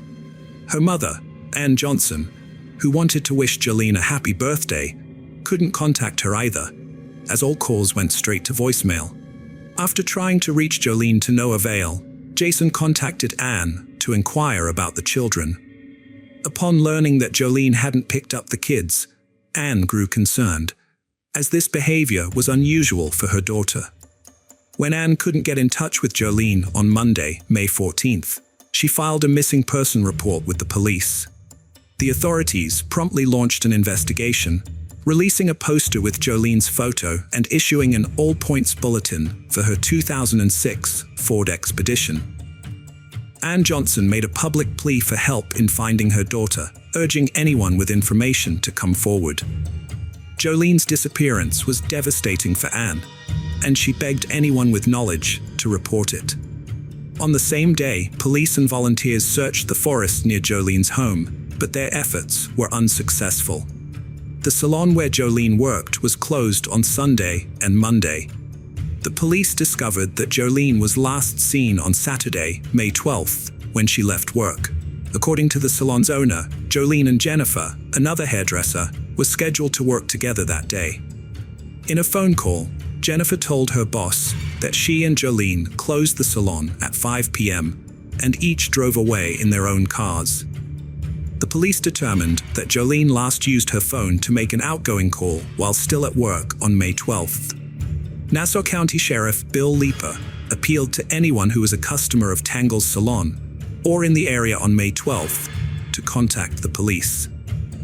Jolene's relatives and friends didn't think she was hiding on her own accord. The owner of the salon, where Jolene had worked for 6 years, shared their skepticism.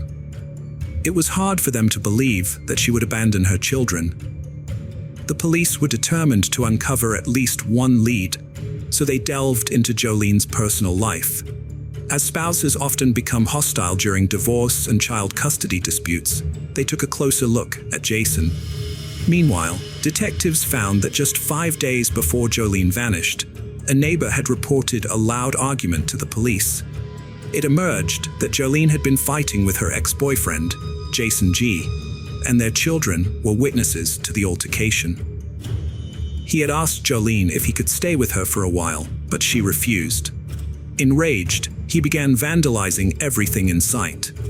The reason for her refusal was that the police were actively searching for Jason due to his parole violations. By the time the police arrived, Jason had managed to flee the scene. After Jolene disappeared, Jason G. became a person of interest in the police investigation. 2 days into the investigation, on May 15, 2018, the police found Jason G. hiding in Jolene's house, where he had been since the day Jolene's neighbor reported a loud quarrel to the police. He was arrested and taken to the police station for questioning.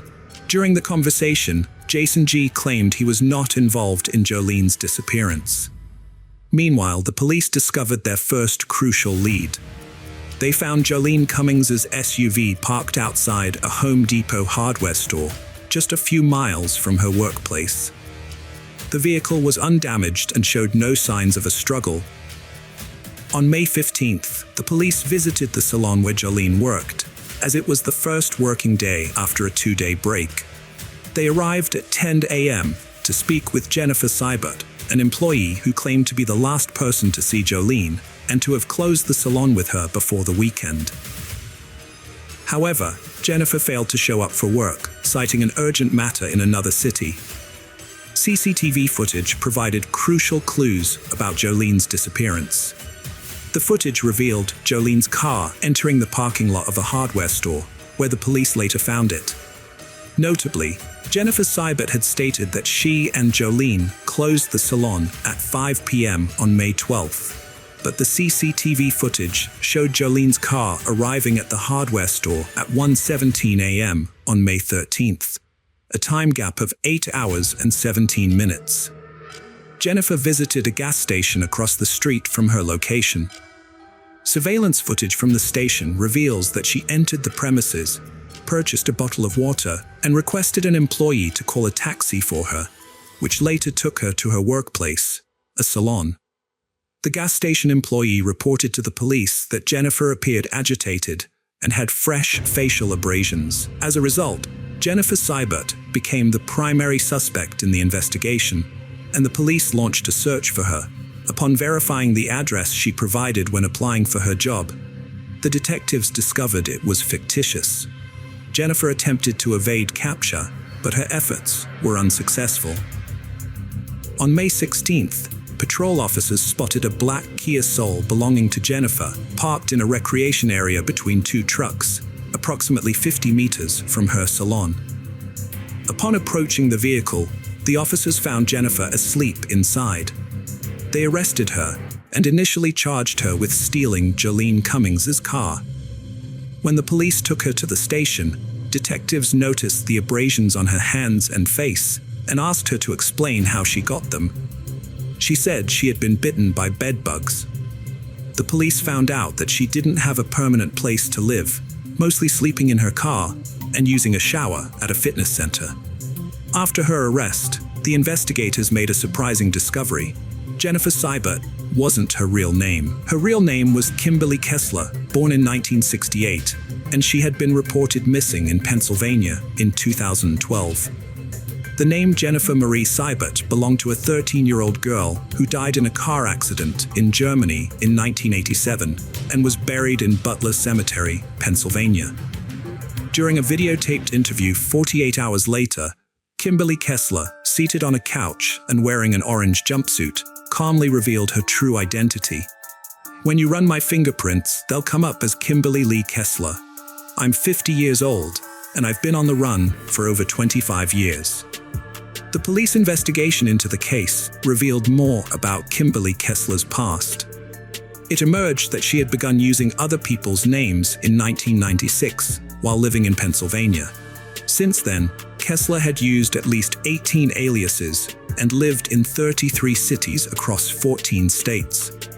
Many of these names were similar, and she had taken at least half of them from gravestones and cemeteries, later obtaining fake documents to support these identities. One of the identities she used was Jennifer Seibert. In 2012, Connie Kessler, Kimberly's mother, contacted the police to report her daughter missing, despite not having heard from her since 2004. This delay in reporting her daughter's disappearance, 8 years after losing contact, suggests that the family relationships were strained. The Pennsylvania police investigated Kimberly Kessler's disappearance and determined that she was voluntarily missing, but the reasoning behind this conclusion is unclear. It is unknown whether a further investigation was conducted. Had the police found her, they likely would have discovered that she had assumed someone else's identity. Several questions remain unanswered. Why did Kessler flee, and why did she use multiple aliases? According to Connie Kessler, her daughter faced numerous challenges, including an abusive relationship with a man in 2004. Kimberly gave birth to a son, Evan, but when the relationship ended, the father took custody and prohibited Kimberly from seeing her child. The father later relocated to another state and falsely told Kimberly that their 1-year-old son had passed away. Kimberly sought to uncover the truth and locate the grave of her son. Frustrated by the lack of answers, she began searching for Evan and investigating his fate. Connie Kessler theorizes that her daughter used aliases to conceal her identity, fearing Evan's father. According to Tim Edwards, Evan's father, the circumstances were different. He claims to have had a relationship with Melissa McKernan between 1997 and 1999, resulting in the birth of their son Evan. Melissa allegedly used fake names to keep her family, including her mother, from finding her. After the couple separated, Melissa retained custody of Evan, denying Tim visitation rights. In 1999, when Evan was around 15 months old, social services intervened, taking Evan away from Melissa, who then fled the city, disappearing from Tim's life. Tim never informed Kimberly that Evan had passed away since he lost contact with Melissa after she left, and never heard from her again. Later, when Jolene vanished, Evan was 20 years old and had never seen a picture of his biological mother, until FBI agents visited their home in 2018 to gather information about Kimberly Kessler's past. However, there are inconsistencies in these stories. According to Tim Edwards' birth certificate, Evan was born in 1998, but in her interview, Connie Kessler claimed Kimberly gave birth to Evan in 2004. This discrepancy suggests that Connie Kessler was not well informed about her daughter's life, and her statement about Tim hiding Evan from his mother may not be reliable. As a result, Connie's theory that her daughter used the identities of deceased individuals to find her son and avoid detection by his father is questionable. Moreover, Kimberly was unable to provide coherent reasons to the detectives about why she needed to use multiple names. Now, let's revisit the Jolene Cummings case. After uncovering the fact that Kimberly Kessler had been living under assumed identities, the police brought forgery charges against her. A storage unit rented by Kessler was searched, yielding several significant finds, including 4 wigs, a bag containing 2 severed hair tails, and 3 mobile phones. However, the most critical piece of evidence was the discovery of Jolene Cummings's DNA on Kessler's sock and shoe. Furthermore, during a search of Kessler's vehicle, the police found scissors with Jolene's DNA on them. Notably, the blue plastic containers found at the scene will prove to be important later on. The phone seized from Kessler revealed a disturbing search history. It suggested that what happened to Jolene Cummings was not an accident, but rather something Kessler had been preparing for. On April 30th, 2018, at 3:36 a.m., Kessler searched for information on a man who was charged with murder after his co-worker's remains were found in his yard. This was followed by a search on May 8th at 1:37 a.m. for cases where a co-worker was found guilty of murder, but the body was never found. Later that day, at 7:13 a.m., Kessler searched for advice on injecting and how to use a tourniquet. She also looked up a list of female murderers by country on a website called Murderpedia, as well as a list of female murderers in Florida.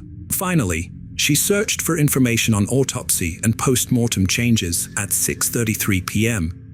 The owner of the hair salon where Jolene worked reported that the plant in the pot inside the salon had been replaced.